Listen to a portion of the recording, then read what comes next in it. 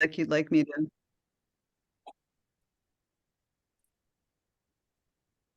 That's fine. That'll work.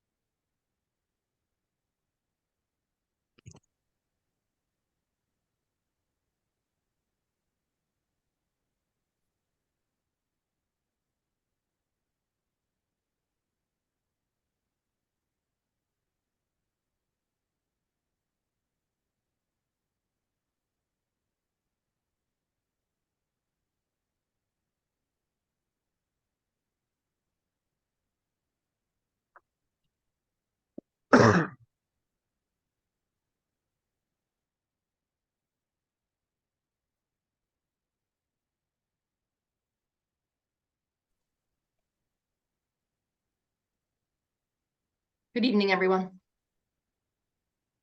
Hey, Jill. Hi, Ben.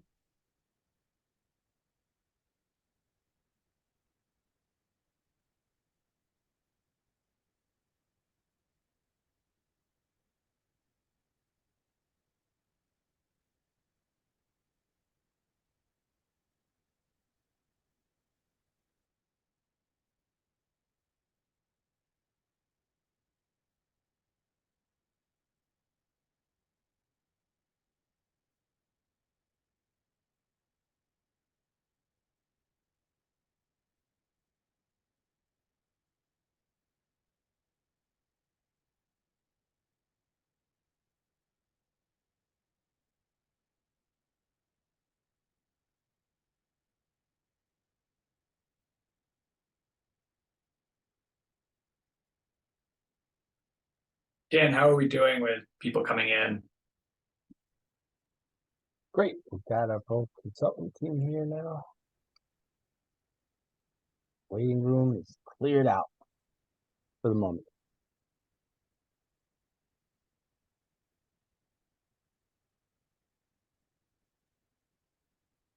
Thanks, Dan.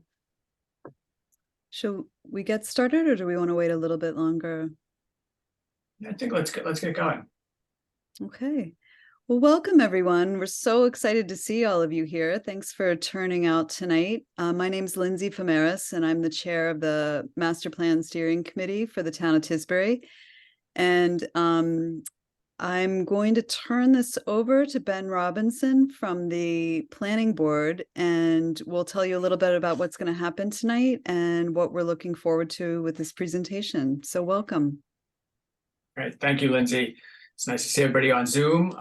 It would have been fun to do this in person. We would have had a much more lively introduction and chance to chat with each other, but Zoom, we're all quiet in our little squares. But anyway, so this is a piece of work that we had included in our master plan process and as a supplement to how we're thinking about our master plan, really focusing on our vital commercial districts in town. These are the B1 district, Main Street, the B2 district up around Kronig's and Shirley's Hardware, and the waterfront commercial district along Beach Road.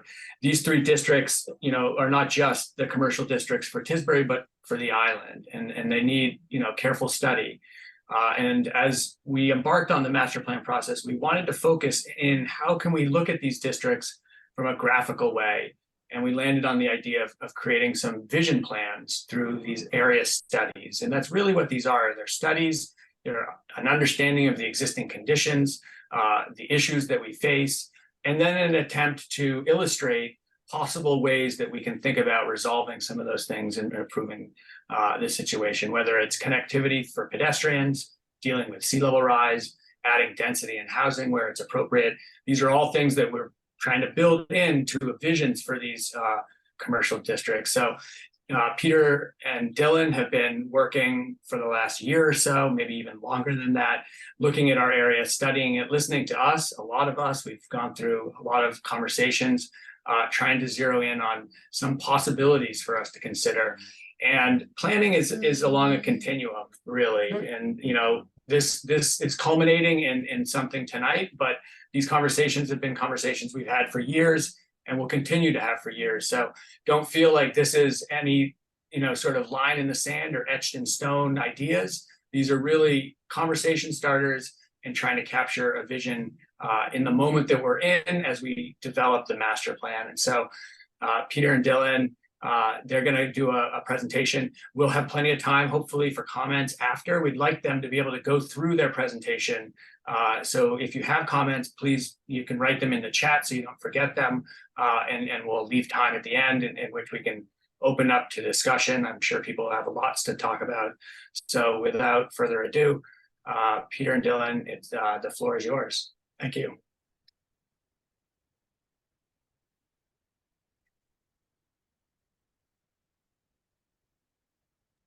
Actually, thanks for unmuting me, Dan. I think that Barrett Planning Group was going to start us off with an overview of community engagement. Yes, thank you. Thanks, Dylan. I can pull up the slide.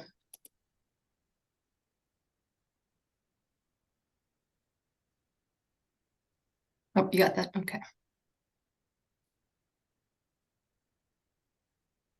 Dan, are you showing that or am I? Hopefully you will be in a moment, Okay. but we don't see it yet. Oh, okay. Okay.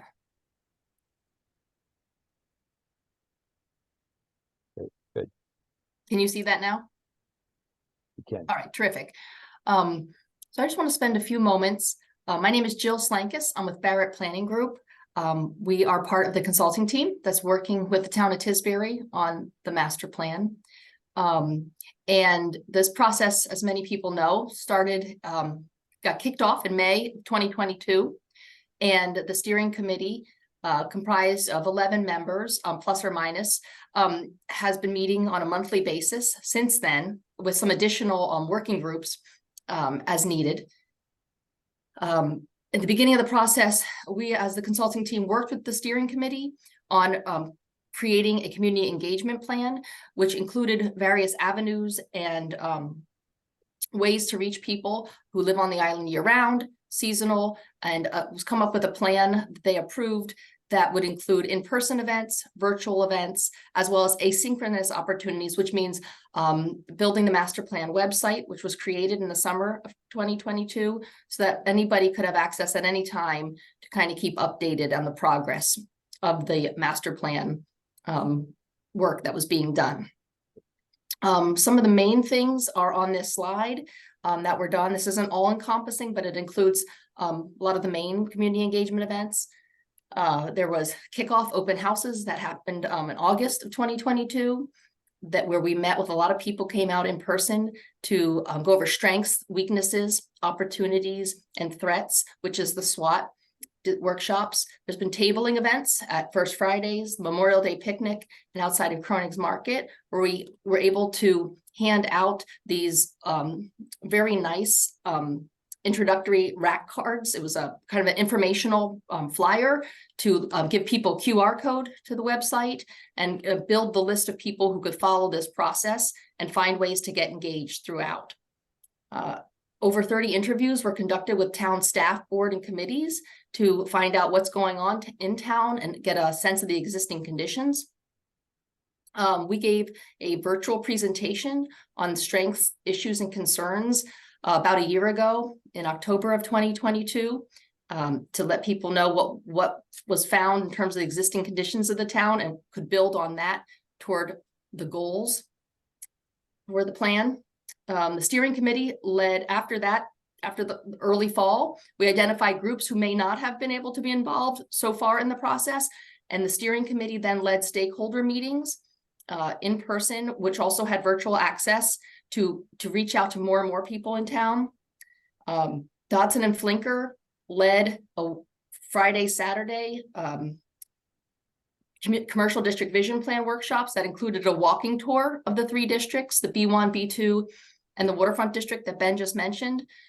We had a beautiful October weekend with in-person working sessions in the basement of, I believe, St. Augustine Church. That was followed with a community survey and a business survey in the early winter, January, February of 2023. The steering committee, along with Dan Doyle from Martha's Vineyard Commission, led open houses for business operators. And this was an effort to get their input that would help dive into the opportunities and the challenges specifically in the commercial districts in Tisbury. And most recently, we were in person for a public presentation and an open house at the Senior Center, where we presented a draft of the implementation plan for the master plan. And that included a preview of action items that came out of the goals and the policies that are being set forth by the steering committee after this work of the past year and a half, as well as with the public's input. Those who attended all of these community engagement opportunities are deeply committed to the long-term well-being of the town of Tisbury and agree that although the town faces some challenges, the opportunities are even greater. So I will turn this over to Dodson and Flinker for their presentation. Thank you.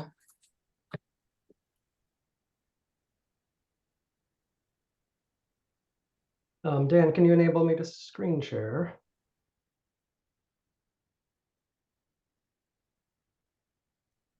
All right.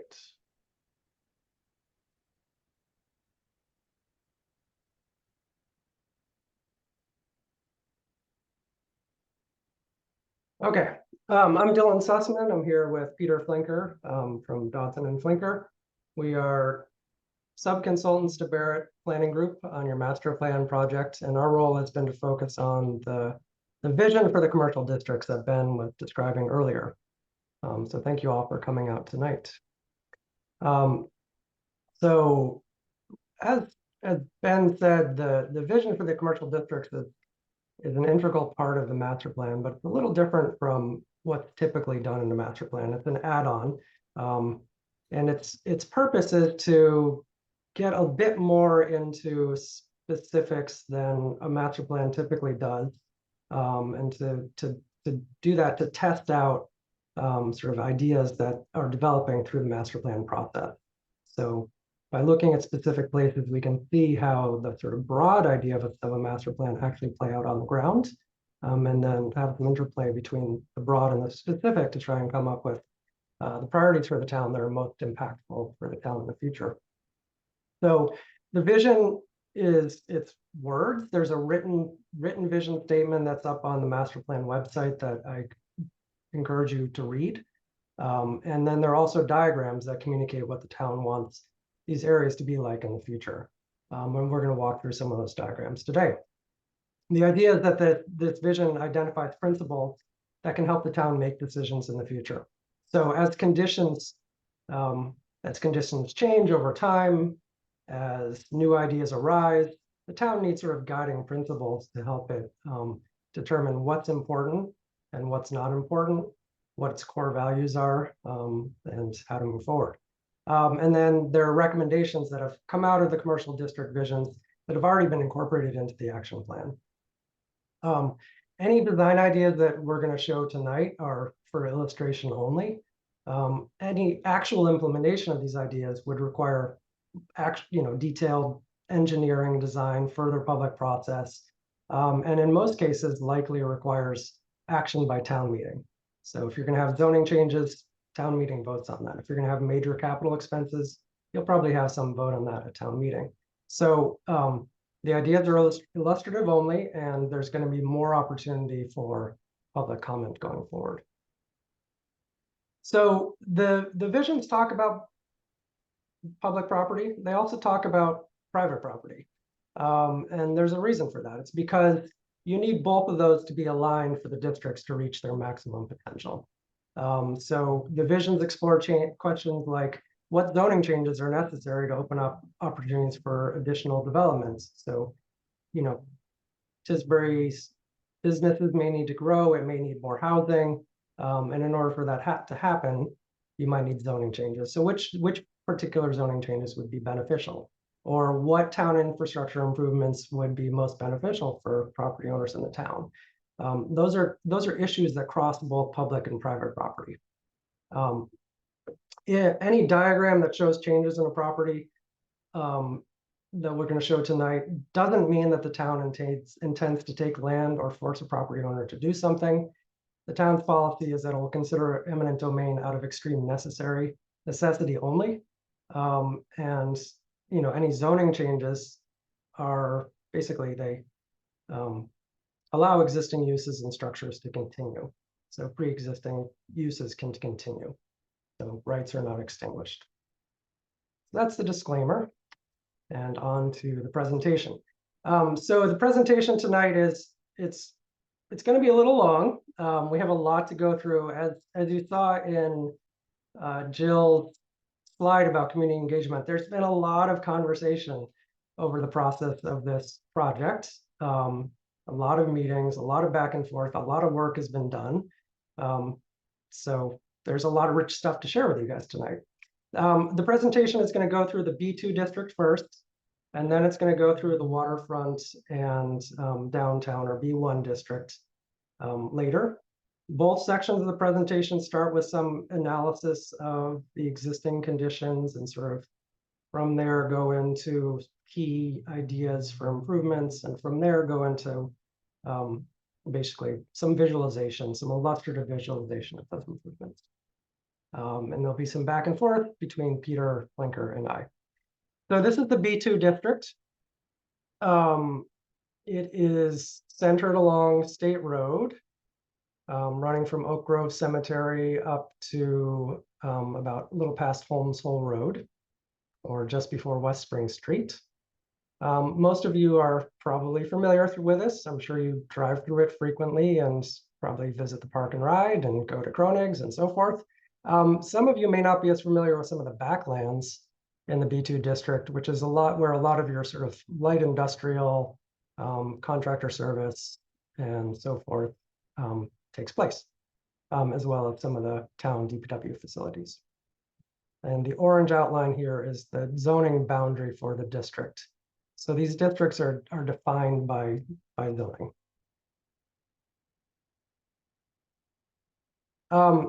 Looking at the parcels in the B2 district, so the black lines in this map, the thin black lines show you parcel boundaries. And the parcel boundaries in the B2 are shaping the site design, the development conditions, and also some of the opportunities and some of the challenges in the district. So the way it's developed through this development of parcels over time is really integral to what it is now. On the, I'm going to say west, even though this isn't truly west, and east, even though this isn't truly east, but just to make things easier. On the west side of the district here, you have larger lots that mostly front on actual streets like State Road. And these have some of the larger buildings in the district. In the eastern side of the district, especially on the south of State Road, there are these narrow lots off of shared driveways or private roads that were, carved out over time. And it's a somewhat unique parcel development pattern that has implications for how this place functions. There's a power line easement that's running through the B2 district from Eggertown Road, Cross State Road, and continuing on. In the southern portion of the district, there's a lot of town-owned land. So there's land that's there for the protection of the wellhead. There's DPW land, there's the park and ride lot, there's the former landfill, which has a solar field on it. So lots of public land that also is connecting or close to connecting to additional town-owned land to the southwest. In the north, there's also an area that's town-owned, that's the Tajmu Well 2 wellhead area. So this area is a mix of different size parcels, and that has implications for its future development and its current functioning. When you look at just the structures in the district, so those black squares or rectangles are structures, they're buildings, roughly their roofs. You can see a pattern that mirrors that pattern of parcels that I was talking about. So on the west end of State Road and to the north of State Road, you have is where more of your large structures are. So Kronig stands out as being, it's a big area. It's a grocery store, they take a lot of space. And then you have also some of these multi-tenant retail spaces, or some of the larger retail spaces south of State Road. Along State Road, you have the smaller, older houses. And then in the back, a mix of mostly, I'll call them light industrial, mostly pre-engineered structures. Metal sheds kind of are typical in this area. So the pattern there, again, is sort of light industrial sheds in the back and over to the west southwest portion, larger commercial along the street, older houses along State Road to the east. And then there are a couple of places where there are multi-unit houses within the area. Looking at the circulation of the area, so obviously State Road is the main circulation corridor through it, and it is called State Road because it is a state road. It's controlled by Mass Department of Transportation, not the town. That said, the town, can initiate changes to State Road and try and get the state to implement them. So it, has to work in partnership with the town for any changes to State Road.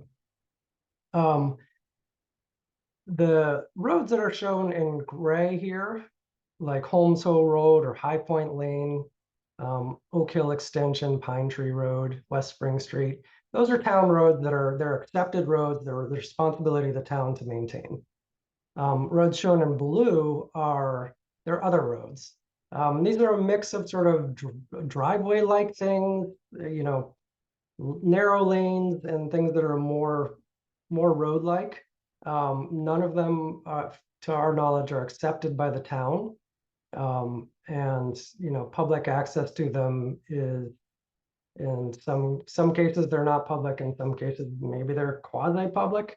So public access is somewhat unclear on some of these. As you can see, there are easements. So there's an easement for the power line that I talked about earlier. And then there are easements running like along Kate's Way, Mechanics Street is a private right-of-way, some easements between Evelyn and Olga Road.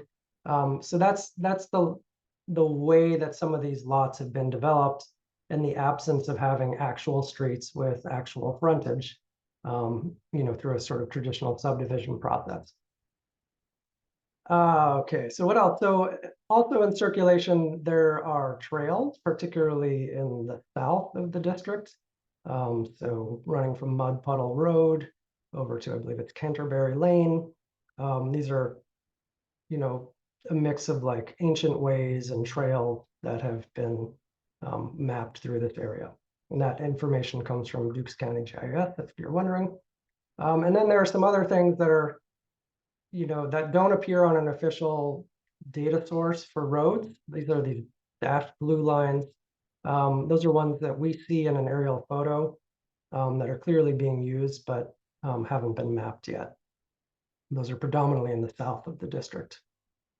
So it's a mix of, state road, a few town roads, and then private roads, as well as trail.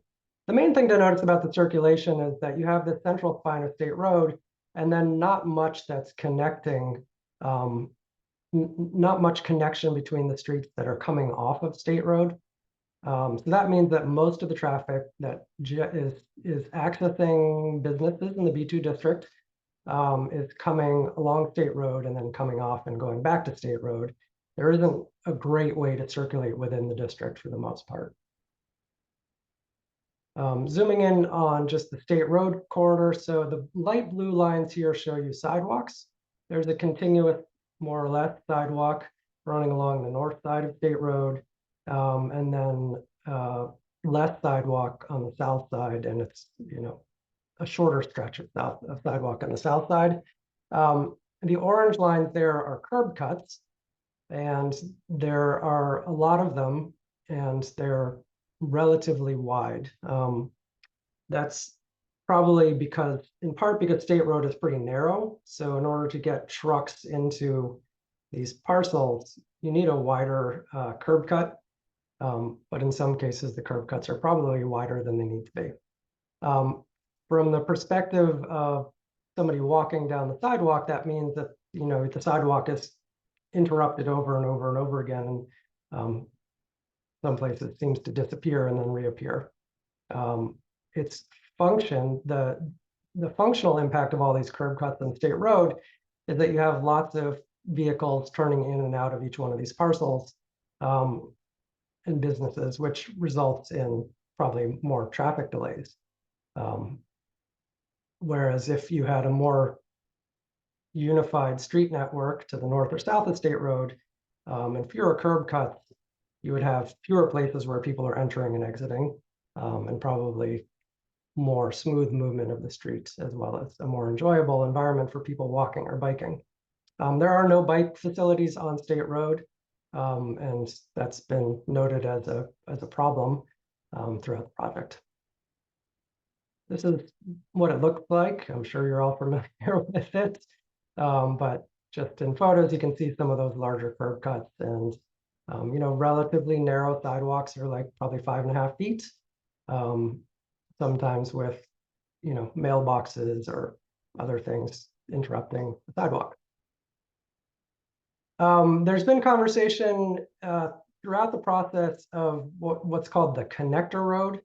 So about a decade ago, Tisbury considered the idea of connecting State Road to Edgartown Vineyard Haven Road. In the magenta dashed lines here where the arrows, you can see the route for that was developed back in a 2013 plan. So this idea went through a pretty good level of design. There was, went through some level of engineering design, as well as planning for easements and so forth.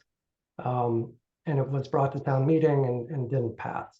But through this process, the idea of moving forward with that connector road has been discussed a lot, and generally it seems like people think it's a good idea.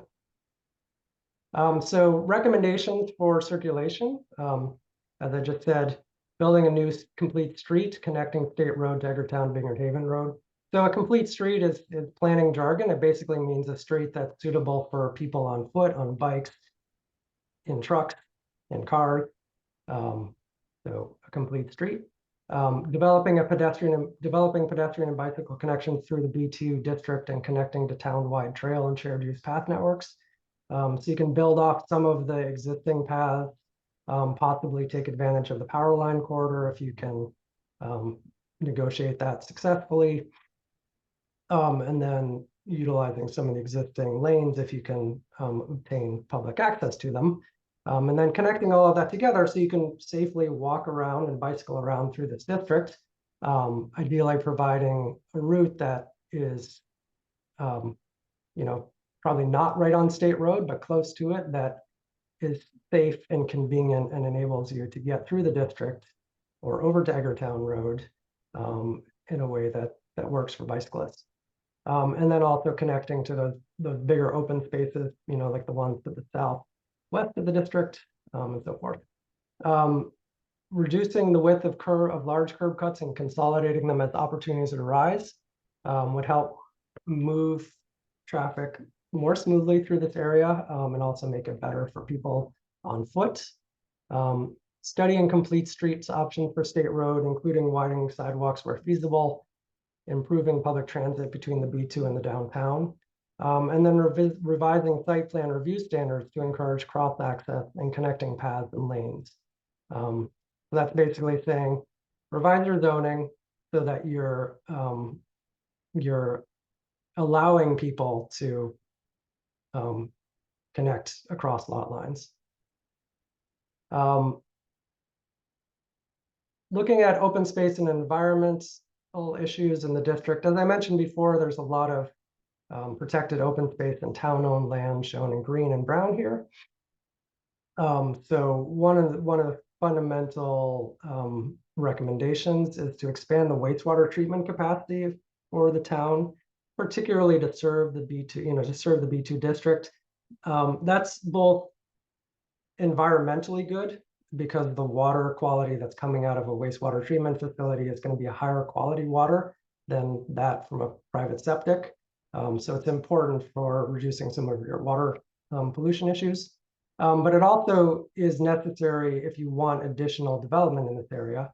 So if you want more opportunities for businesses, more opportunities for jobs, and more opportunities for housing, which we've heard there's quite a challenge with the cost of housing and the availability of housing for year-round residents in Tisbury. So if you want those things, then expanding wastewater treatment capacity is important to make them happen. Other recommendations are requiring environmentally friendly site design practices to reduce stormwater pollution and runoff. So again, this is protecting your treasured surface waters.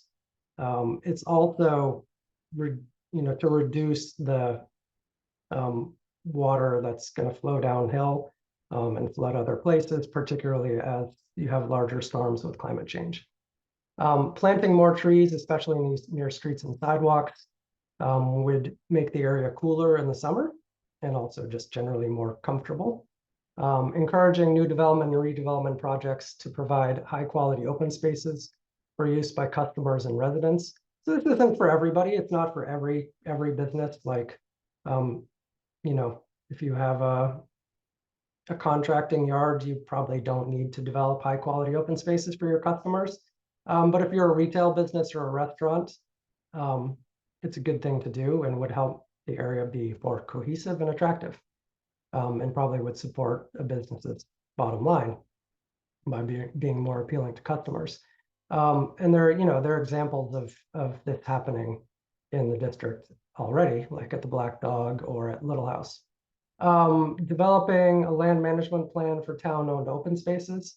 So getting a really clear handle on what these open spaces are for, how they're functioning, and how to manage them for the long term.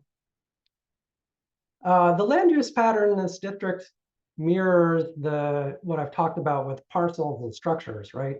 So shown in the reddish pink, you have commercial, retail, office uses, mostly along State Road. They want to have visibility, so they're up along the road. The commercial auto services and contractor type businesses are predominantly further away from State Road, particularly in these clusters on the southeast side of State Road and another cluster down on the west end of the district. And then this self-storage, I don't know quite how you classify that, but for the purposes of this, we're calling it a warehouse. And then there's some housing sprinkled through the district. So a couple of multi-unit buildings that I talked about before, and then some sort of remainders of houses that, originally most of this was houses, right? And so it's been converted to commercial, but there's still some remaining residential structures in there. So looking at, one idea for future land use in this area, and this is by no means the only idea for future land use in this area, but just trying to put something down for discussion purposes. So one idea is shown here in orange is to have mixed use through the majority of the district. Mixed use in this context means both mixing commercial and residential on one parcel.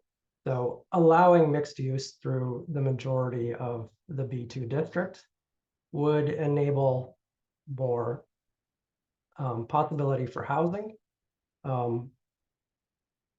which also can support businesses because housing is generally in this market more viable to build economically than space for businesses. So allowing mixed use through those areas, which doesn't mean that every parcel is going to be mixed use, or that the town is telling property owners that they have to do mixed use.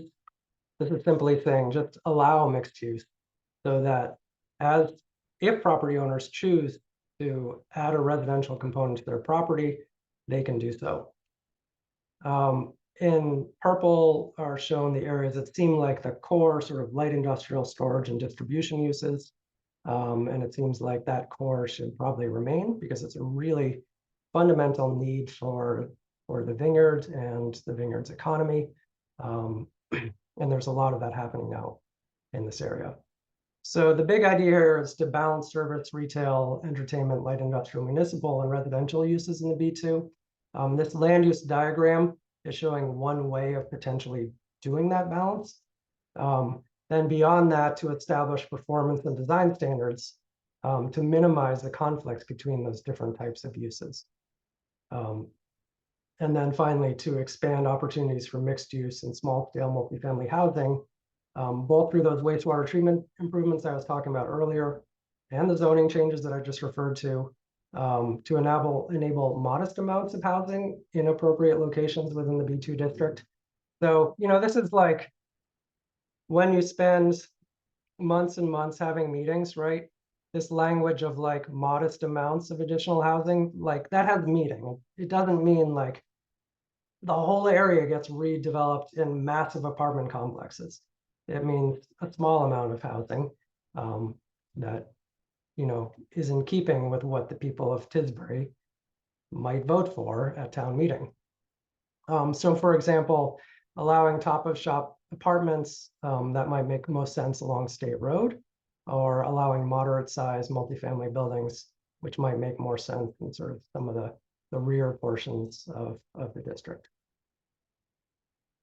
Okay, so Peter is going to just walk you through some quick visualizations of what this might look like. Does he need to be unmuted? Thanks, Dan. I muted myself again. I think you're the only one who can free us from our silence. So thank you. And thank you, Dylan. So the idea, as Dylan said, is not to create any wholesale change in the B2 district, but really to find a way through modest changes in zoning and design strategies to help it work better. Right now, I think if you click down, Dylan, we're looking at existing conditions in a typical area. And again, this does not represent any particular property, but we kind of designed this illustration to show all the typical conditions that you find, large buildings and small buildings and so on. But typically, there's very little room to redevelop under the current zoning because most properties have their own parking, their own access driveways, and a building in the middle of the lot. And you couldn't expand a whole lot just working within those individual properties.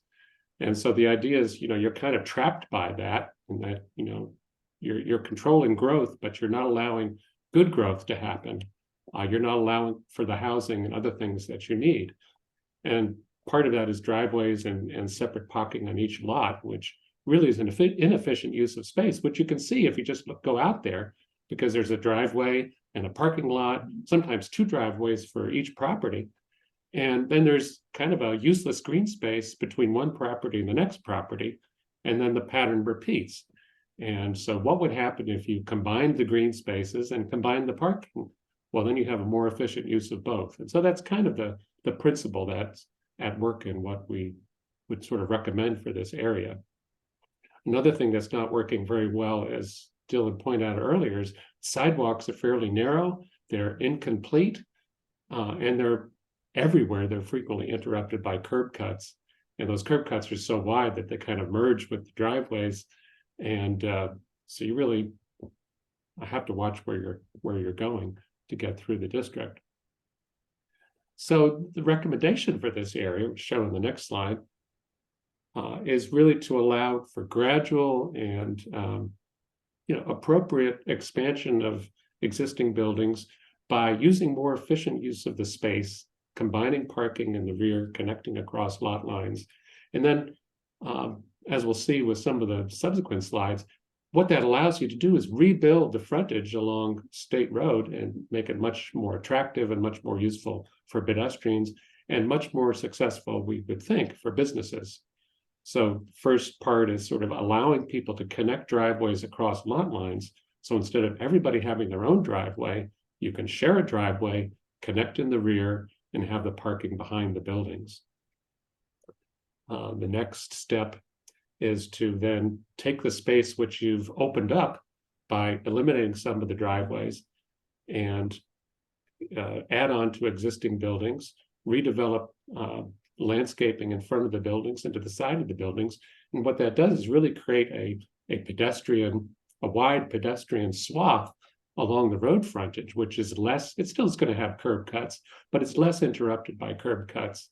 You could still park right next to your building. You just go down the lane and around behind the building to get there. And also what this does then is eliminating, half of, however many percentage of the driveways you eliminate, you're eliminating those turning movements as well.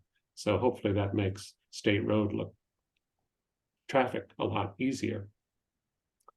And then consolidating those curb cuts and improving the sidewalks then makes that sort of pedestrian area along the roadside much more attractive and comfortable, and encourages people to park once in one of those shared parking lots behind the buildings or to the side of the building, and then walk to multiple uses.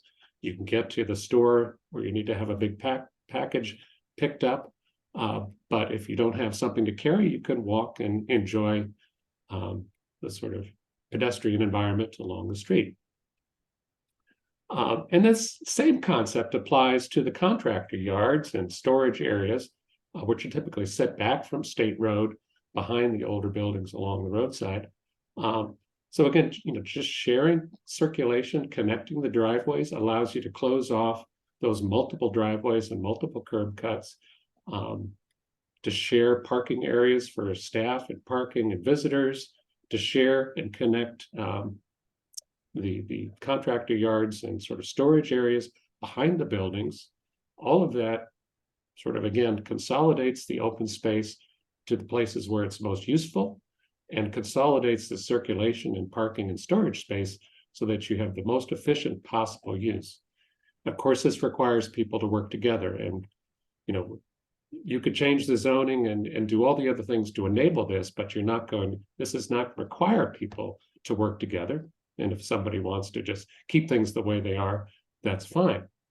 But if you had two landowners, and it does seem like landowners are working together now in some cases, if they're willing to do it and they see an opportunity to make more efficient use of the space, why not let them do that? And then that opens up space for new contractor buildings or service businesses, as shown as the larger structure in the back. And then as part of this, while these improvements are being made, you can also deal with some of the issues you have with the abutting residential uses surrounding the B2 district, where you have some issues with dust and noise and so on. So while you're investing in redeveloping some of these areas, you can also put up better fencing and screening and plantings to help minimize some of those conflicts with the surrounding residential uses. So I think the next slide, we showed sort of ground level view. This is existing conditions. Again, it looks a lot like the B2, but this is completely imaginary. But it shows sort of the typical pattern. Again, everybody doing their own thing on their own lot. You have some beautiful old houses, but you can't really see them because of the parking in front. And you can't walk easily to them because of all those curb cuts and cars and trucks going back and forth. So the next slide shows sort of the first step.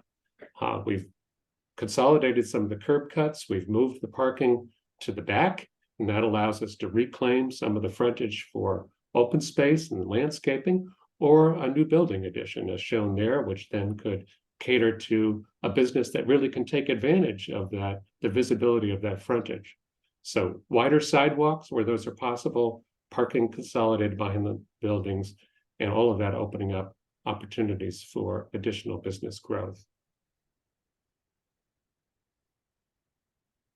And then this is sort of, because you have more space available, you can actually expand the buildings in the places where they really can make a difference, where they have that visibility from State Road as people pass by.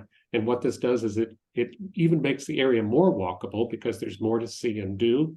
It consolidates the activity in areas that are within walking distance of other services and the bus drop off and so on.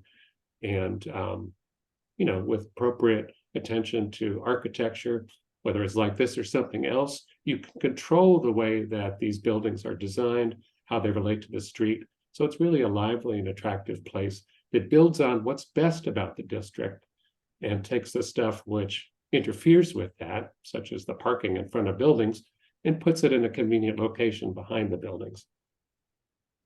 So these are some of the principles, again, that could be incorporated in zoning, and site plan review standards, but again, would have to go through a whole process and be adopted at town meeting before they actually would be put in place. Yeah, so the key idea here, just to say it one more time in case we haven't made it clear, is to allow more flexibility for property owners and business owners. So to revise the zoning to give them the ability to function more efficiently. The area is largely built out, and the town is probably going to need additional space for businesses and housing in the future. And this area, you know, seems like a sensible place to do that, but it's largely built out. And so every inch of efficiency is going to have to be squeezed out of its place to do that. And one of the key ways to squeeze out that efficiency is to share more, to share parking, to share contractor yards, to work across property lines. And the town wouldn't, you know, be requiring that. It's just enabling it to happen, not preventing it from happening. Okay, so we're going to move now to the downtown B1 and waterfront commercial districts. So the downtown you're familiar with, it's Main Street and a small portion of Beach Street, as well as Union Street. And then the waterfront commercial includes the Steamship Authority parking area, Beach Street extension, Lagoon Pond Road, and Beach Road. So a key issue for the future of this area is sea level rise, particularly in the waterfront district. So this map shows you expected sea level rise over time, or what's possible, what's going to happen at different levels of sea level rise. So MHHW is mean higher high water. It's basically like, you know, high tide. And so this is showing you the land that will be underwater at mean higher high water at different levels of sea level rise. So with 1 foot of sea level rise, these deep red areas start to be underwater at mean higher high water. So an area, you know, in the back of Lagoon Pond Road, that's pretty marshy. And then some in the area of the shipbuilding place, Phil Hale place, or where Phil Hale works, that I am embarrassed I can't remember the name of at this moment. And then water, you know, starting to come up Lagoon Pond Road, and in close to Beach Road at the bend by the Shell station there. At 2 feet, you get a bit more water.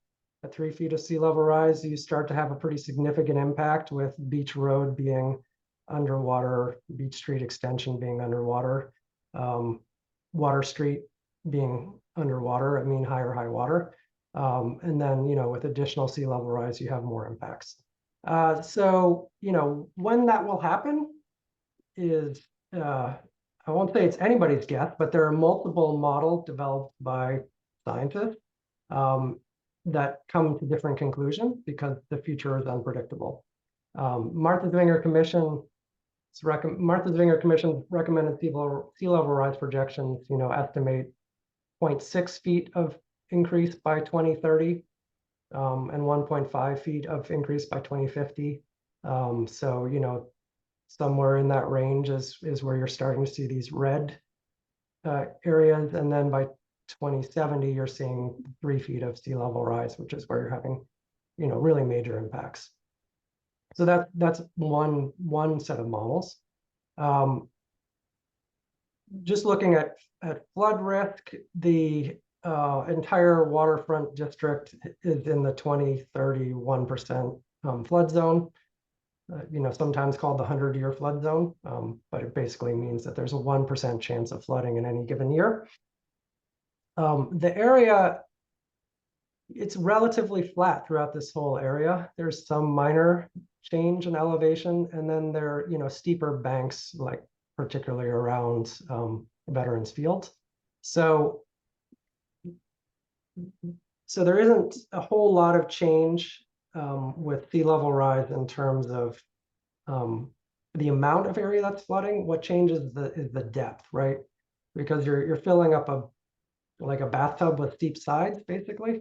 So it would take a huge amount of sea level rise to start like spilling over the edge of the bathtub and flooding a greater area. But the bathtub will get deeper. This is showing a different model, and this is the one that the master plan recommends using. This is from Massachusetts Coastal Zone Management, and they've produced projections for what they call the annual chance of coastal flood exceedance probability, which basically combine sea level rise and flooding and wave action to give you a sense of flood depths at different chances of storms. So that 1% chance storm or 100-year storm in 2030 has flood depths of about 10 feet through the majority of the waterfront district. So same area here and here. So you can see Beach Road, Lagoon Pond Road are under about 10 feet of water in this storm. It's a big storm, and it's a lot of water. And then, there are some higher areas where you have 3-foot depths, 4-foot depths, 5-6-foot depths. And you can see that, steeper terrain around the edges where flooding is less likely. Coastal Zone Management has its own predictions of sea level rise. These are the ones that the master plan recommends using. There's, of course, some degree of uncertainty in these things, but I think the conclusion is that it makes sense to plan for a reasonable but conservative estimate of the bad future, so that you're prepared for it, and also to be in line with what the state of Massachusetts is planning for. So in this model, by 2030, you have 1.2 feet of sea level rise. So that's double what the Martha's Vineyard Commission is saying. By 2050, you have 2.5 feet of sea level rise, and then 4.5 by 2070. The models are complex, so the ramp up of sea level rise can change. It's not necessarily linear. Some of them have more sea level rise earlier and then less later on, and some of them have less earlier and then a steeper ramp. Overall, what it seems like Tisbury needs to figure out for this waterfront area in terms of sea level rise is just the basic decision of how do you want to move forward with what's your basic strategy. So there are 3 basic strategies that people talk about in terms of coastal places responding to sea level rise. So there's accommodation, which basically means that you recognize the flooding is going to happen, and you prepare for it by allowing it to happen, but getting things out of harm's way. So that's techniques like raising buildings so that floodwaters can move beneath them. Or you can protect, which means you're going to try to keep the floodwaters out, You can do that through engineered structures like bulkheads or seawall, or sheet pile walls, or you can do it with more natural means like engineered dunes and so forth. Or you can choose to retreat from vulnerable areas. That can be a small retreat like is shown in this diagram, where you're moving a building a little bit, or it can be a larger retreat where buildings and other things that are you don't want harmed are moved out of the area entirely. So moving forward, the master plan recommends that Tisbury have, a robust community conversation about basic strategy for responding to sea level rise. Some ideas that have been developed through this process are, sort of key priorities are to coordinate plans with Mass DOT and the Martha's Vineyard Commission on critical infrastructure. So Beach Road is critical infrastructure because it connects you to Oak Bluffs and the hospital there. To prioritize water dependent uses in the waterfront district. The zoning already does this to some degree. The idea here is that water dependent uses need to be on the water. Things like bulk shipping, things like shipbuilding, things like marinas. They can't be in the inland. They need that water access, and they're relatively used to dealing with water and can likely respond to prepare for sea level rise and stay in operation as long as possible. To accommodate more frequent flooding in some areas and plan for long-term retreat from sea level rise in others. So it's sort of splitting the difference. Like it's basically saying it might make sense for some things to accommodate and some things to retreat. We're not saying any particular thing has to retreat in the short term, just time to start talking and thinking. To protect coastal open spaces, that has the ecological function, but it also has the function of absorbing some of that rising water. To develop a resiliency program for Water Street and Lagoon Pond Road, to reduce stormwater flooding. So at the same time as the water is coming in from the harbor and Lagoon Pond, it's also coming down from paved areas in the uplands. And the result of that is the frequent flooding you have at Five Corners.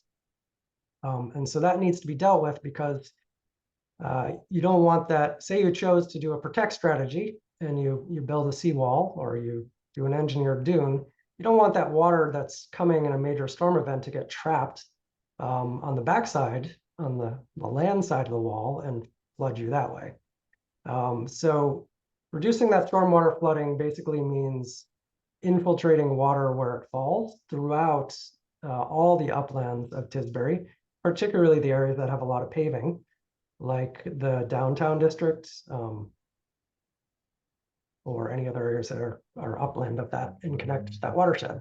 And then coordinating with the Steamship Authority on plans to adapt to sea level rise. So, the Steamship Authority is thinking about this. They've done some elevation of their facilities at Woods Hole, and that's probably coming at some point in Vineyard Haven. And so that has to be coordinated with the town plans for Water Street and so forth.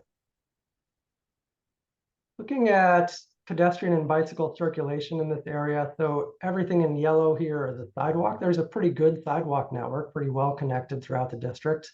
There are some large gaps, particularly along Beach Street in the area of the town parking. That's where the fire station used to be. There's a pretty good network of crosswalks to help you get across the street. And then there are some bicycle facilities in this area. There are new bike lanes on Beach Road. There's a shared use path that those connect to heading towards Oak Bluffs. There's a shared use path around Veterans Field that connects to a marked bike route with shared lanes, basically pavement markings that say bicycles and cars can share the street that connects up to Skiff Lane. And then a new path that is is designated as part of the redevelopment of the marina. And planned pedestrian paths on private property. So these are sort of, some of them are public and some of them are not public. Some of them have been made public through a permitting process and others haven't, but they're a key part of the circulation of the area. So key recommendations for the vision plan is to really focus on the connections between the Steamship Authority and Main Street, and between, and basically, make a really easy and obvious, straightforward pedestrian connection between the Steamship Authority and Main Street, and also start to create pedestrian circulation that links all of this downtown area together, and also links to longer shared use paths. So connecting through Cromwell Lane across this existing path to Veterans Fields, which then enables you to get out towards the B2, or from the B2 to cut through Veterans Fields, come out to Lagoon Pond Road, and then use the developing path network to get over to the bike paths on Beach Road, which would enable you to avoid the more dangerous and narrow portions of State Road, and in particular, Five Corners. So these are the areas, the arrows are, bold arrows are showing you the sort of priority areas to improve. Looking at outdoor spaces and the environments, this map shows you different kinds of outdoor spaces. So some of them are public outdoor open spaces. Those are highlighted in green. So Veterans Fields, the beach in front of the Steamship Authority, Lagoon, what's that called? Lagoon Bridge Park, something like that. Lagoon Bridge Park is what it's called. And then Owen Park. Then there are privately owned outdoor spaces.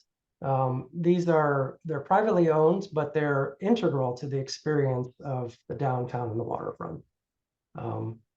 Whether they're publicly accessible or not, they're places that contribute to the experience, either because they're visible or because if you patronize a business, you are allowed to use them. Or in some cases, you're not allowed to use them, but they're still important.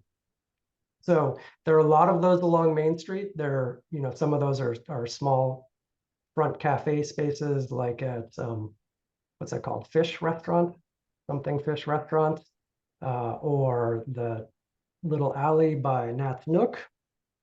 Then there's Bach Park, obviously not publicly accessible, and so forth. And then there are spaces that are public, the town owns them, but they're predominantly used right now for parking. And since your town is, it's a tight town, there's a lot of competition for space. And so the vision recommends using some of these parking spaces more flexibly. In other words, consider them for uses other than parking at some times of year or some time of day. Because you have a need for public spaces, and there isn't a lot of room for that to happen. So use what you have more efficiently. Then finally, looking at land use and the economy. This is a similar sort of very broad land use diagram. So support aquaculture, recommended. Prioritize water dependent uses, I said that before, along the waterfront. In this area in the middle of what we're calling the triangle between Beach Road and Lagoon Pond Road, encourage uses that can tolerate flooding. So that might be temporary businesses, it might be stormwater management facilities, might be winter boat storage, might be shared parking. I'm sure you all can come up with all kinds of great ideas for how to use this space. That some of it, is vulnerable to sea level rise, and isn't necessary for water dependent uses in the long-term future. Along Lagoon Pond Road, you have a cluster of houses and some businesses that are, really important. The housing in particular is really important for Tisbury. You need all the year-round housing you can get, but that area is definitely vulnerable to sea level rise. So recommendation here is to work with those residents and businesses on planning for sea level rise. Make a plan now so that you're prepared for the future. In the area around Five Corners and the town parking lot, coordinate town plans for these areas with any redevelopment of adjacent properties. So Stop and Shop, has been talking about redevelopment of their stores for quite a long time. The town parking lot is right next to it. It utilizes the town parking. So work together with Stop and Shop to come up with a plan that works for the town and works for Stop and Shop. And do the same around Five Corners, where we don't have a recommendation for how to improve Five Corners. It's clearly could use an improvement both for stormwater flooding and for safety of people moving through the intersection, and for congestion. So the master plan makes a recommendation to basically do comprehensive transportation planning. So we don't have a specific solution for that. It's going to take more work to come up with one, but make sure when you're doing that, you're coordinating your plans with those of adjacent properties. Improve the experience of arriving from the ferry. Part of that is that those pedestrian connections I talked about earlier, it's also things like wayfinding, finding a good place for a visitor center and upgrading that. And then welcoming visitors who arrive by boat. So people who arrive by boat are not arriving by car, which is great because it's not adding cars to your street. And they're sort of a captive audience for your downtown businesses. So you can welcome them through things like modern processes of mooring, reservation, and so forth. And then finally, in this brown here, there's a cluster of kind of maritime heritage businesses in this area. And that seems like it'd be worth seeing if there's something the town can do to support building on that strength so that you have a strong sense of place, a connection to your heritage and your culture, and also a unique economic sector there. You're up, Peter. So to try to illustrate some of these principles and design objectives, we sort of develop these overall plans that show one way that they might work out. But keep in mind that for each of these individual places, there are multiple approaches. But what we're trying to capture is, like, as we look at redesigning any of these places, if and when it happens, what are the principles and objectives we want to keep in mind? So that the left is the existing conditions and the right is the sort of proposed vision, which if you squint, it's really about, creating more space for pedestrians, which is kind of the pink tone, planting more trees, and making the whole thing into more of a coherent grid of sidewalks and streets and lanes that is easier to navigate even without an official wayfinding signage program. So the subsequent slides, we sort of go through the different areas, starting with the northern part where you have the existing sort of bus loop at the ferry landing. I mean, right now there's a lot of pavement. There's a fair amount of pedestrian space, but it's not very well connected and it's not very wide and comfortable. So the one approach, as shown on the next slide, would be to widen the pedestrian waiting area next to the bus loop to make the loop a little bit smaller so that you have a wider space between the bus loop and the beach.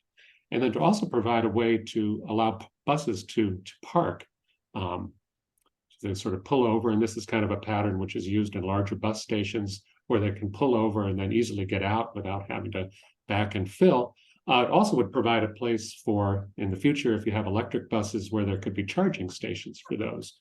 So the buses are sort of off to the side a little bit more. You could possibly relocate the visitors' sort of information booth there and provide sort of easier circulation for buses. I mean, it's working okay now, but it could work better.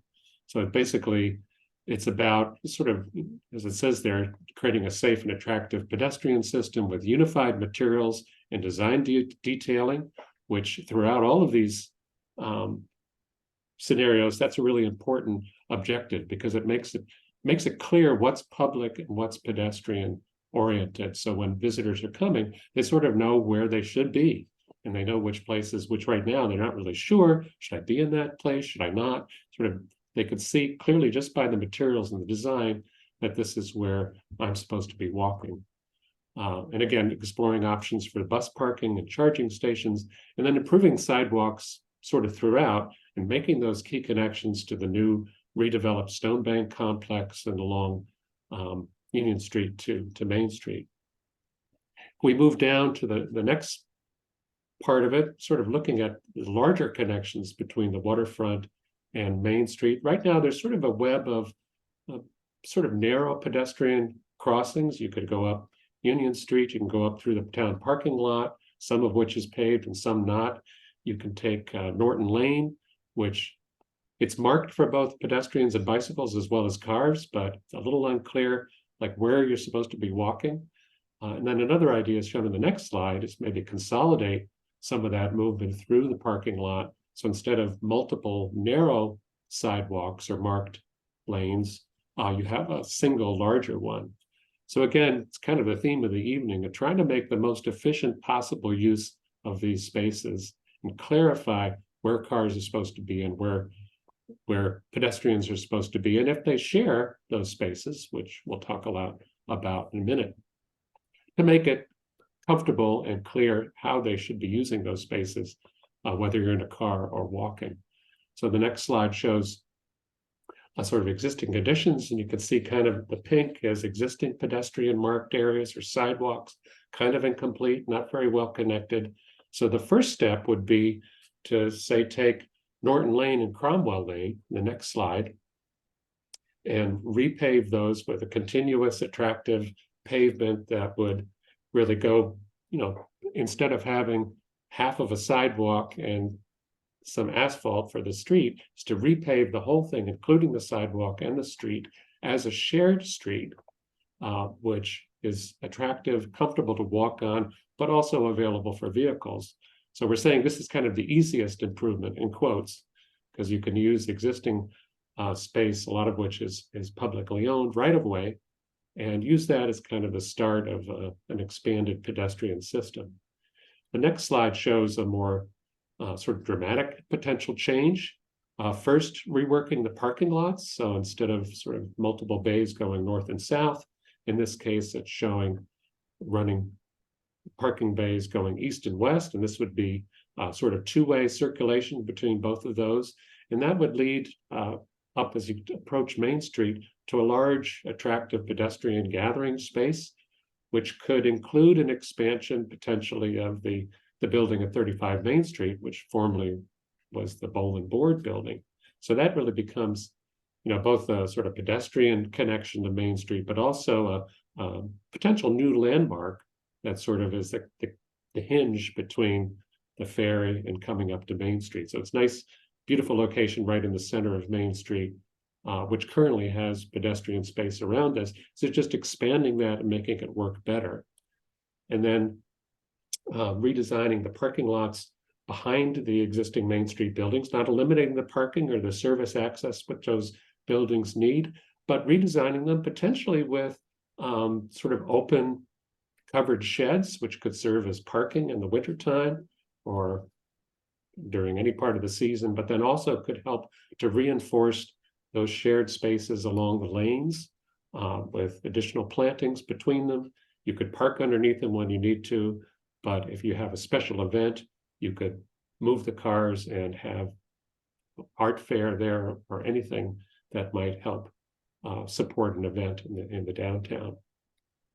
And I think we have some overlays which show how this is not about sort of separating the different spaces, but allowing, where appropriate, shared use. So these yellow overlays are basically spaces that would be open to both cars and pedestrians. So basically continuing the pattern that you have now. I think the next slide shows sort of circulation. So it would continue two-way circulation on Norton Lane, two-way circulation on Cromwell Lane, allowing for people visiting those parking lots, getting service access to all the buildings on Main Street. And then even though the west side of the parking lot would be paved as a pedestrian space, it could be used as a turnaround most of the time for the parking lots and access to the police station and so on.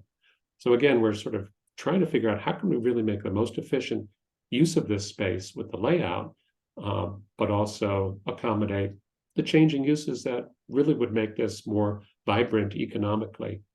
Part of this is by consolidating those two parking bays, we open up in the center there, just south of the A, a wider, this would be like a 20-foot wide pedestrian promenade connecting from Water Street all the way to the west side in front of the Bowl and Board building. That could accommodate more trees. It also could be a place that you could have, close off part of the parking lot and have an art fair or a farmer's market with trucks facing that pedestrian space. And at the east end, across from the ferry parking, you could have the relocated visitor center, which it's a really good location because as you come across from the ferry landing, you can see that across Water Street. It sort of leads you to this main pedestrian access, which then in turn leads you to Main Street. So again, this is one way which it might work out, but what we're hoping that this captures is some of the objectives that should be part of any sort of design intervention, any improvements of the connections to Main Street, providing comfortable places for pedestrians, keeping the parking and accommodating the parking and the circulation and service access, but making it all work a little bit better. And then that dash line around the Stop and Shop parcel shows sort of we could have a big question mark there as well, but all of this also can serve as a framework for what the Stop and Shop plans are. So this shows the parking remaining behind the buildings, and really, again, the objective is not to eliminate any of those current uses, but to allow more efficient use of space and the possibility of things which can benefit the whole downtown in terms of special events, weekend art fairs, what have you. So these some sort of visualizations of what that might look like on the ground. This is sort of looking down Cromwell Lane past toward the police station with the rest station on the right. And then the proposal for this could include, keeping the rest station there, the restrooms, repaving for pedestrians. On the left there, you see like a stormwater planter, which would collect some of that stormwater coming off the parking lots, provides a beautiful landscape space, keeps the trees happy, but then also has a nice benefit environmentally by getting some of that water back into the ground. So immediately you create a space which is very clearly public, comfortable. It feels comfortable, but also is comfortable because you have that shade and that sense of protection that you get. The next slide shows looking down Norton Lane with a Stop and Shop on the right. And this is a good example of how this is all sort of pedestrian and vehicular, but there's kind of a pedestrian sidewalk with a telephone pole in the middle of it and this narrow driveway. So why not just pave all of that and let it all be shared by cars and pedestrians as shown here. So again, sort of finding some space for landscaping, eliminating some of the useless leftover spaces, and then consolidating the pavement and making it more attractive and more useful. And this is something that, has been practiced for decades in Europe and other places, becoming increasingly popular in American cities and towns, where you sort of eliminating the separation between the road, which is only for cars, and the sidewalk with the curb that's only for pedestrians, and really inviting people to share that whole space. And what this does is it slows cars down. They can park when they need to.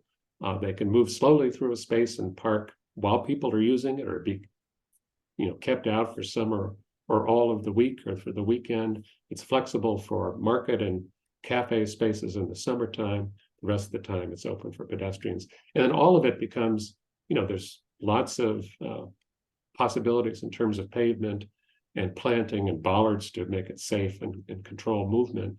But it really creates that kind of attractive, comfortable pedestrian space with a sense of place that, again, none of these is the design you would necessarily have in Vineyard Haven, but the idea would be then to figure out, well, what would really express the history and sense of place of Vineyard Haven, and how can we use that as a detail to design pavement and do this kind of thing functionally that then would give the sort of the look that we want. So this is looking along Water Street, up with the ferry to the right and the public parking lot there. And the proposal for this one shows that sort of widened pedestrian corridor along Water Street. To the left there, you have that 20-foot wide promenade going up toward Main Street. And then the Visitors Center at kind of the hinge point, very visible, comfortable with benches and so on, stormwater planter to collect some of the runoff, and a place that, again, it accommodates cars and it's easy for people to come and park, but it also feels very comfortable for pedestrians. So it has, again, trying to consolidate and make these spaces more efficient, but also make the good stuff more apparent and more the focus of the composition rather than just focusing on the cars. Here's looking down from the Main Street side toward the water, which is sort of, you glimpse in the background there. And then this is showing that promenade, again, through the center of a reworked parking lot, sort of a wide place to walk. Could be cars most of the time, as shown here. And then on special occasions, some of this could be closed off and used for special events. You could have a marketplace here where people pull their cars or set up booths and so on. Again, these are all things which you're familiar with. They're increasingly popular, across the country as ways to make more active, economically viable and vibrant activities possible in a place where you don't have a lot of room. And this is, even in West Tisbury, this is an approach with a parking lot path that goes through a wonderful garden. So it could be a paved promenade with trees. It could be a beautiful garden.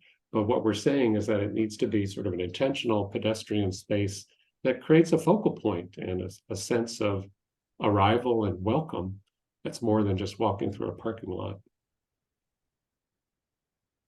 So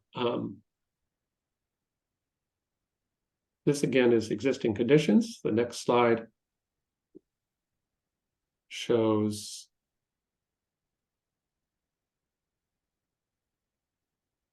right, this is the first possibility of sort of reworking that parking. And then the next one shows a little more dramatic approach with a parking deck, which this is sort of a new central park space, but it's actually built on top of the public parking. So this again is keeping the parking behind the buildings and then adding parking underneath a new park space and possibly underneath a new Stop and Shop building. This is shown with a Stop and Shop plan from some years ago where they proposed putting the parking underneath with a larger building at an upper level. And then so this would be just extending that parking across half of the existing public parking and then putting a park on top of it. So what this does is create a wonderful pedestrian space at a somewhat higher level, sort of extending, so you wouldn't have to walk down to Water Street directly. You could walk out to the edge of this space and have hopefully a view of the waterfront. And then keeping the parking behind the buildings and then adding the parking, both keeping existing parking on the north side of the lot and then adding parking underneath the park space and then underneath the Stop and Shop. So again, there's obviously a lot of detail in terms of making something like this happen, but it's sort of illustrating the principle, which again is accommodating the parking that you need while also creating the pedestrian space and the sort of the wonderful focal points and sense of place that you want. Finally, we're getting down to the south end where you have the sort of post office, 5 corners, and then the Beach Street extension to the right there. And the proposal here is to really, again, make better use of these, what are now just circulation and parking spaces, to perhaps rebuild the post office as a mixed-use building and really use that to reinvigorate this whole area. So, and letter A there is sort of showing the potential of a commercial, residential, mixed-use development, which could bring the buildings closer to the street, which allows you again to put the parking behind the buildings.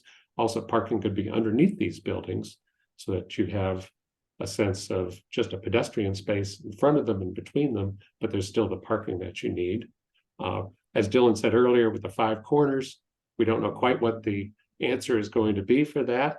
But again, the principle is why you're thinking about redeveloping the 5 corners is to think about how we can use that investment to help reinvigorate some of these surrounding properties. For Beach Street Extension, again, we're suggesting that sort of European idea of paving, removing the curbs and the sidewalks that are kind of too narrow and just paving from one side to the other with a pavement marking that can also be used to mark continued parking spaces as you go through there. So it's really designed for flexible use with continuous paving, again, sort of shared use for both vehicles and pedestrians in that yellow overlay, two-way traffic continuing down through the middle, and then parking incorporated in between the trees and in between the buildings as it is now. So basically no net loss of parking spaces, but an addition of lots of other possibilities, as shown in the following slides. Oh, there's the parking for the post office site, but this is showing the Beach Street Extension as it is now, about 20 parking spaces within the public right-of-way. One simple idea would be to just allow closing this temporarily, which I think is shown on the next slide for as shown here, a winter festival, which could be done very easily right now, accommodate sort of temporary use, or on the next slide, showing again repaving between the building walls as a shared street, which could accommodate parking in between the trees, as well as, sort of comfortable pedestrian spaces and open vehicular access down the middle. And then the next slide shows how that could be closed off and used as an event space for a public market, private events, public events, and so on. So again, really thinking about how can we make better use of these spaces throughout the year, throughout the week, seasonally, and so on, to make a better environment, for business use, but also something that's going to attract people generally to stay in Vineyard Haven and accommodate all the different uses that are needed. And thank you.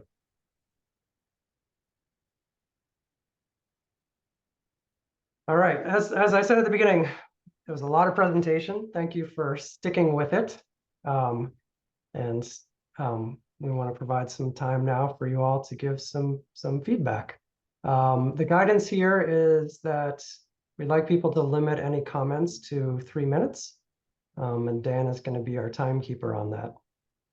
So I guess the first question is if anybody has any questions or clarifications that they want us to make.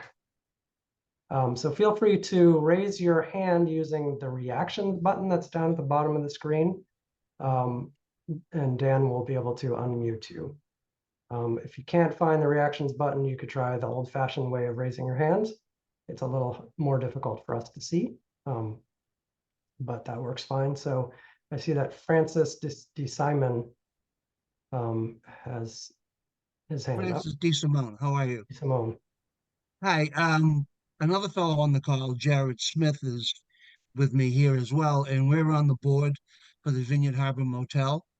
And the last time we looked at plans for the future, there was what looked like a path or something going along the front of the hotel beach. So we were both waiting with anticipation for the next slide on the previous presentation to go to the right side of the Steamship Authority towards the shipyard and Packers, but you didn't do it. So what is the plan? Do you have a slide that shows that half of the waterfront? Because obviously we like to advertise we're the only hotel on the island with a beach, and having a boardwalk across the front of it didn't exactly meet with a lot of approval. So what is the thought process? either on the previous plan that I did see with something across the beach, or with a slide that I didn't see now. Does it have a similar plan?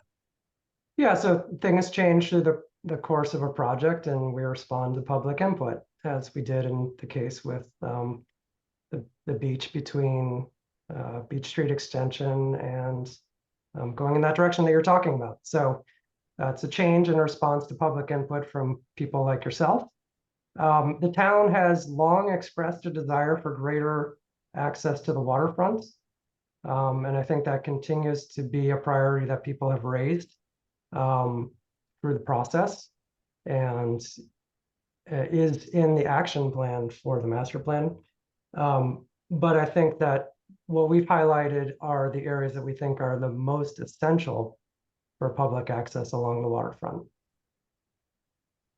Okay, well, that sounds promising. And I guess that means that what I saw on a previous plan going from the Steamship Authority dock towards Owen Park has maybe also been modified. So my other friend on the phone call can breathe easy that the Yeah, I mean, land in so front. the idea there, the language that we're using is quite intentional, which is to work with willing landowners to expand public access to the waterfront. Work Right. with willing landowners to expand public access to the waterfront. Sounds good to me. Jared, any comment? I'm calling on my partner in crime. You should do that, I suppose, but I think you've answered it. Yeah, no comment. Thanks for clarifying that, Frank and Dylan. I thought you have some great ideas for what to do, especially around that Five Corners area. So, I'll look forward to following along and seeing how it goes. By the way, most of us vineyarders think that we have 100-year storm every time it rains in Five Corners. So I can't wait to see how you improve upon that with any plan we have.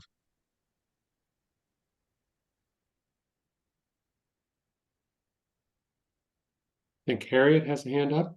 Yeah, Harry Barrow. Harry, we're gonna have to let Dan unmute you before we can hear you. Harriet, hold up a second. Dan is gonna try to unmute you. How's that, Dan? There you go. Perfect. Okay. Several years ago, the town got together to discuss the expansion of the Stop and Shop, and there was no kind of solution that anyone accepted to do with the increased amount of cars, where the cars would exit onto either Beach Road or Water Street, and where the cars actually would be stored. And I'm wondering if within all of your landscaping plans, this problem has been discussed.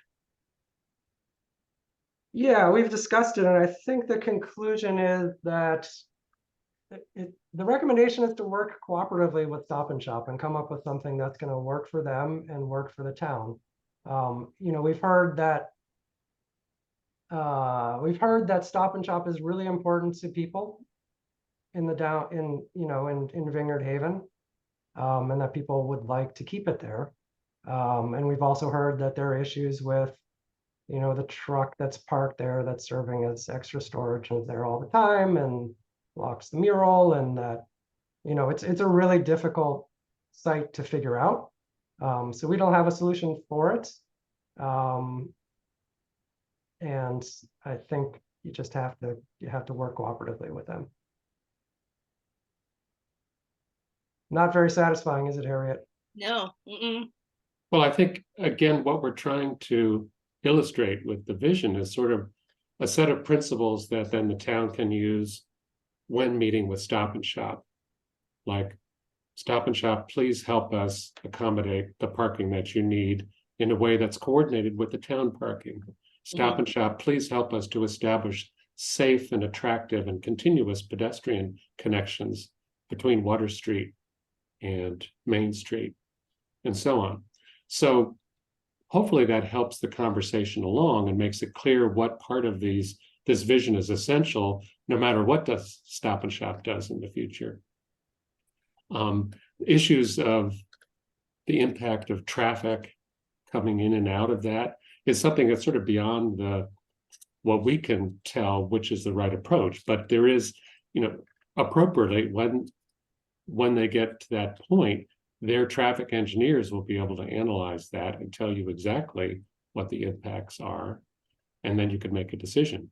Right now, it's sort of speculation. We know that no change prevents anything from happening, but it also prevents something good from happening, as well as the bad.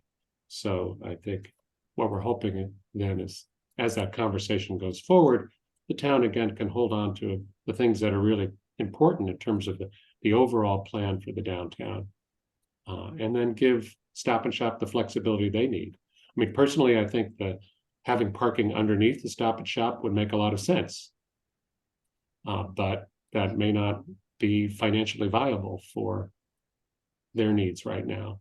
So is there a better solution for that? Could there be remote parking somewhere else in the downtown? I don't know. But again, the principle is hopefully clear enough that when that conversation happens, it can help provide some guidance. Thank you. Carolina and then Rachel. Carolina. So I actually just had a meeting with Stop and Shop last Friday, and they continue to be very amenable to any vision that we have that we're coming up with for this area. They are dying to improve that store. They do not want to keep it as it is. They really want to make improvements. They really are interested in being a part of the conversation, a part of the community, making the fixes and recommendations that the community and town recommends, and even doing things potentially like including a visitor center as part of their master plan and master rebuild.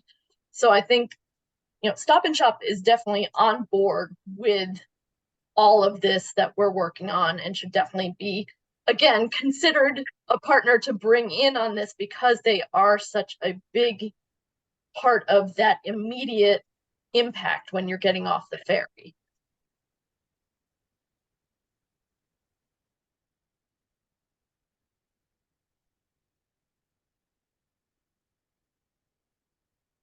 Great, and I'll also mention it now, just in case people have to peel off, that there is an optional form on the master plan homepage where you can provide additional input that, either you choose not to tonight or something new comes to mind overnight.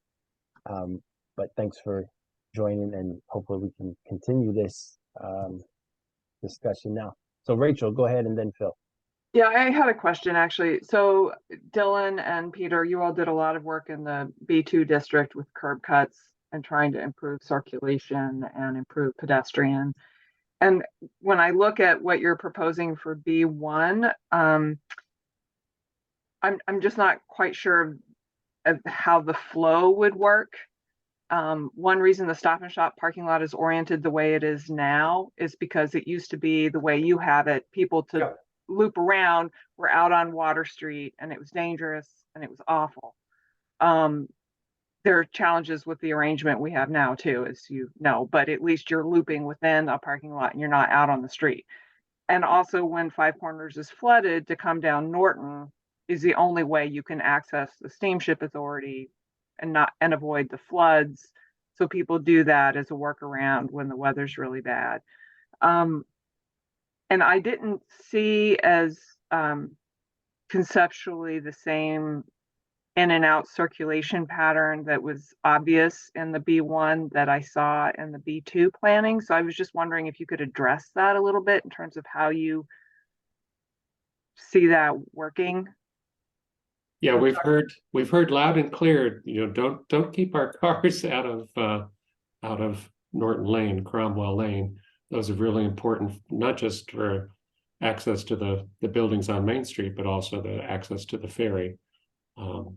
So again, the idea is not to eliminate any automobile access that currently goes through that area, but only to make it, the shared street idea where it's nicely paved, you can drive on it when you need to, but also it's comfortable for pedestrians. And obviously drivers end up being a lot more careful, and they don't speed as fast as they might otherwise do through a parking lot or just a roadway. But that's a good thing. And again, it'd be up to the traffic engineers to ensure that existing capacity is maintained. But from everything we've seen, a shared street really works just as well as a public street, especially through a little downtown like this.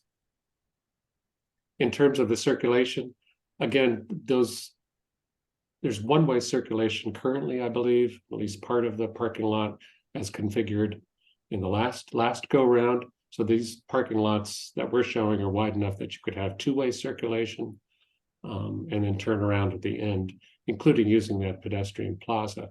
So again, the principle is to try to accommodate just as good or improved circulation for cars as it is to make it more comfortable for pedestrians.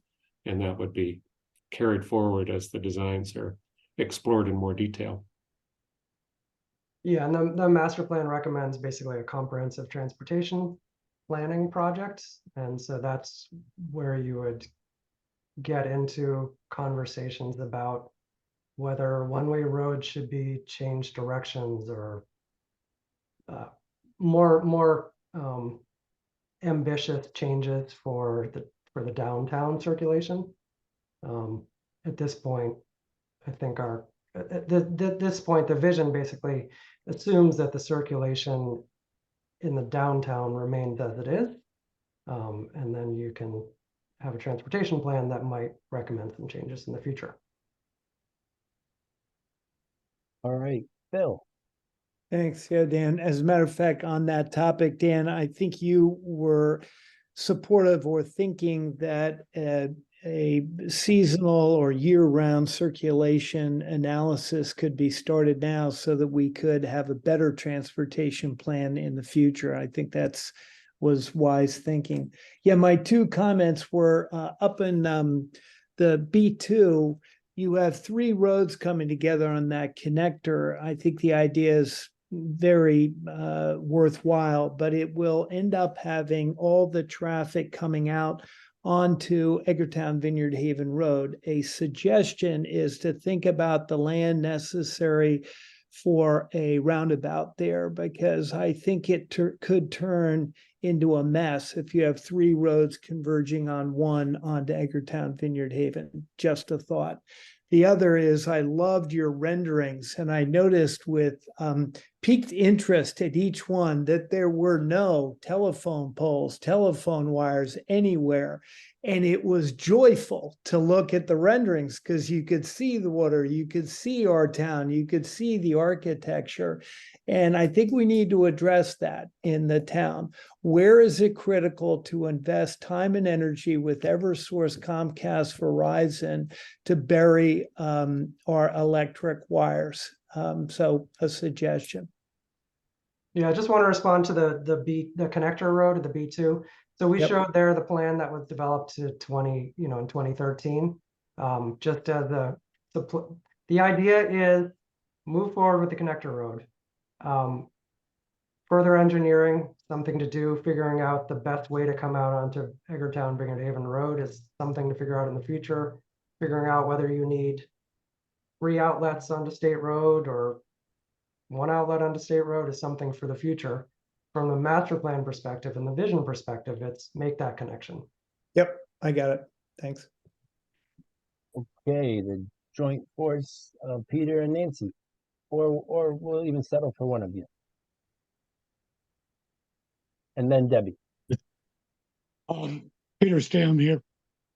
3 comments. One is I'd like to see the increased pedestrian flows around Vineyard Haven. I do think it's important, so I think that's a positive. I think putting a bus transportation center in the Union Street parking lot is going to detract. It looked like you took out quite a bit of parking space there. You're adding a large 70-seat bar in the Stone Bank complex. You've got Sal's restaurant there. I believe Sam Dunn is trying to add another restaurant up on the Main Street part of the bank.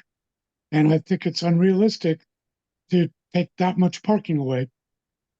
Related to that, I think if you've got all this bus activity in the Union Street lot, it makes no sense to put the information center over in the, I'll call it the Stop and Shop lot, for lack of for clarity. I think the public transportation of buses and taxis and the information booth need to be focused together or close to each other to do that. And it may be that moving the buses into the Stop and Shop lot may be a better solution because it's a better lot, and leaving more car parking in the Union Street lot, just as another potential idea. My third one will be slightly more negative, as the person that owns the second beach going along the private beach between Steamship Authority and Owen Park. I am not in favor of increased public access to that space. We've always allowed, and all the owners have always allowed people to walk along that beach. But when I go down there and want to use my beach that I pay a lot of money for in taxes, I don't like having to call the police to having to have people removed from it.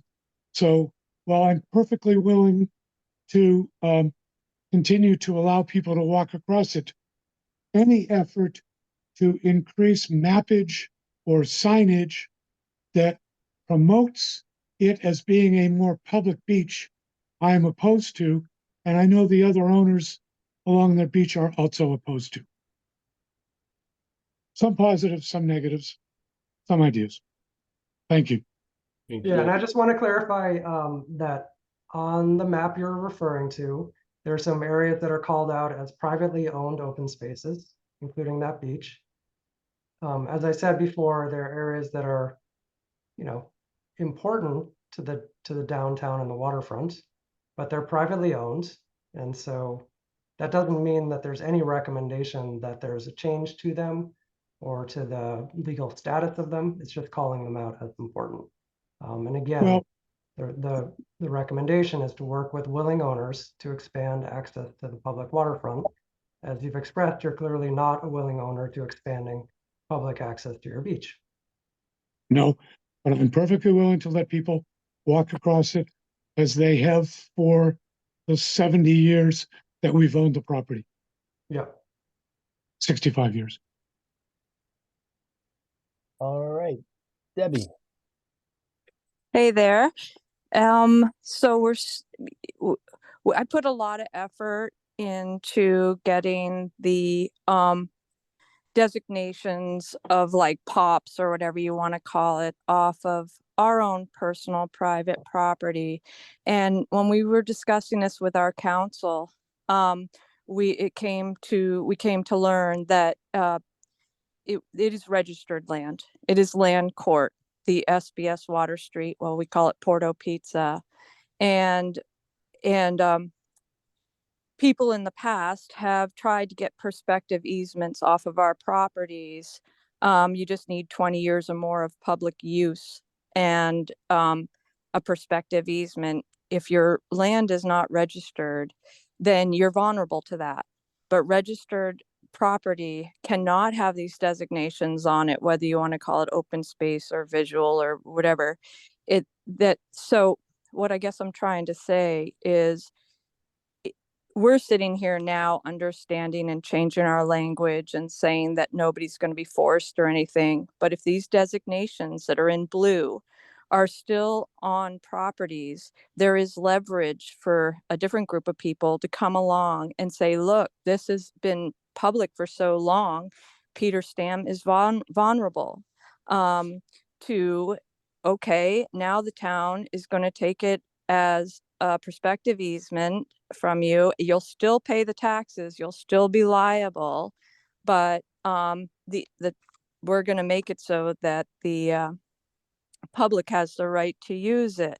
And so our Water Street is protected from that, we realize. So the blue has been lifted, yet there's still orange and still coloring on our property, which I would like to be removed. So I wanted to let you know that I did some research And this is why I think we don't use private property in master plans, because it takes a whole lot of research, as I did when I contacted all the private property owners. That, it took a while, but I did. And so that this idea of a harbor walk going from the steamship to the Owen Park, you've got to understand that if the attitude changes and a prospective easement is sought after, that Janet Jones is registered land. She abuts Owen Park going south, Land Court 14498. Then we have next to Peter Stam, we have John Ryder, and he's Land Court 17101. Then we have Captain Douglas's, his Black Dog Tavern, his beach, all his buildings on Beach Street is registered land 18014. Then we're looking for pocket parks, and the Beach Street on there, it's owned by Flowerwood LLC, which has got the Golden Bull, that triangle that's got the blue on it. That's Land Court 18014. Ours is Land Court 14640, and that's Lot A, and Lot B would be Benjamin Hall's, Old Murray's of the Vineyard, the Capewalk Theater, and the Old Linden Tree. And Buddy Oliver's, it's interesting, he's one of the oldest, but you've taken off the town parking off of his. So I guess I'm plus 3 minutes, huh? So I guess I would like to protect my neighbors and my friends and have you remove this privately owned public open space or POPs off of those registered lands, so that in the future that nobody comes along and challenges people with a prospective easement. I want all plans lifted off of private property, but I just wanted to make you aware that deed research needs to be done before we make all these rainbow plans. So thank you very much. Good night. Thanks. All right, Teresa.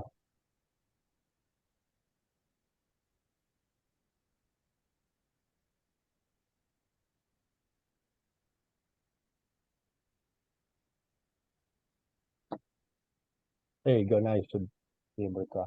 Hi, everyone. I just had a quick question about the B1 in waterfront districts. Over time with your overlays and such show that eventually that's underwater. There's a lot of small businesses on the extension, on Lagoon Pond, and on Beach Road. And I wondered, as the B2 district is being looked at for redesign, how much of that is actually accommodating the businesses and so forth that might be displaced down at the waterfront. So my question is, as we're looking to redesign or rework B2, are we also taking that into a consideration? Thank you. Yeah, that's one of the reasons for looking at trying to squeeze more efficiency out of the B2 district, is that over the long term, you may see businesses moving out of the waterfront district because it becomes untenable to exist there. And so those businesses need a place to go, and the people who live there need a place to go. So that's definitely been part of the conversation.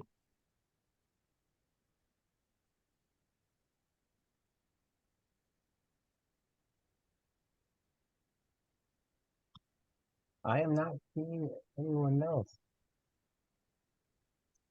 Am I missing anyone? Covered a lot of ground.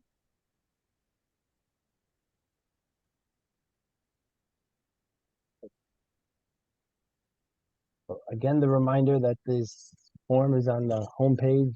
Thank you so much, Dylan and Peter, for trying to account for so much input over this long arc of a project, and working with the committee and the planning board to evaluate the trade-offs and trying to forge a shared vision for these critical areas in town. And as was noted before,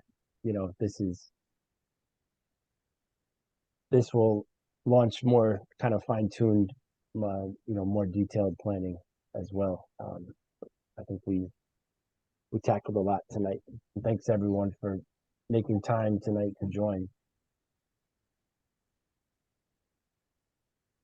And for the genuine curiosity.